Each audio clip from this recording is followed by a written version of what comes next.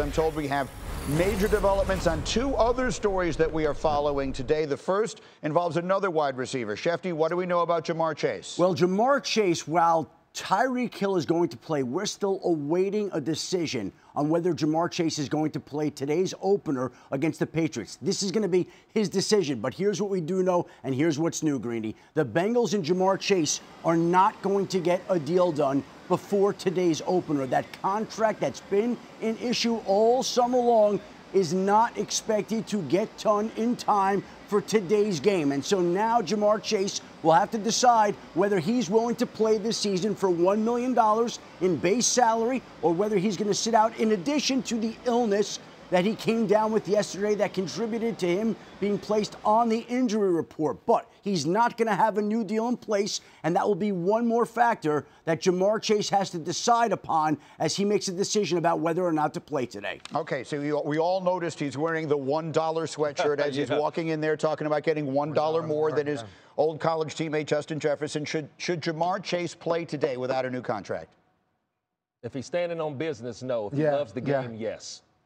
If he's standing on business, no, he should not play because it's about the money. But if he loves the game of football, like we all sit up here at this table, money shouldn't be a factor. We all know he needs to take care of his family. We all hear that.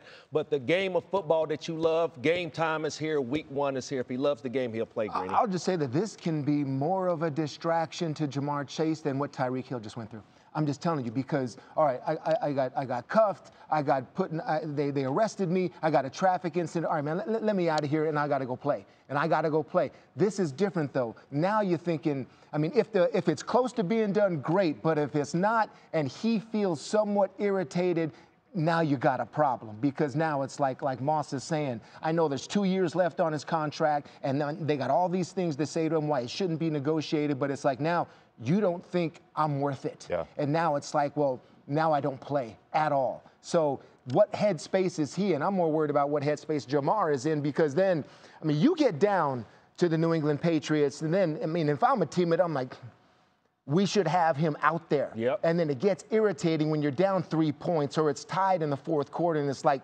we aren't this team. This isn't our team out here. They've messed us up top. Oh, by the way, they play Kansas City next week. So this is the one they're supposed to get before they go head-to-head against their arch rivals. Rex, you're his coach now. And Zach Taylor actually used the words, put my foot in my mouth a week and a half ago, which in 30 years of covering football, I don't think I've ever heard a coach say that. How does the coach handle the situation where he knows the player is this unhappy about his contract? Yeah, I mean, all you can do is sit back and say, listen, I mean, business is that man's, responsibility, all that kind of stuff.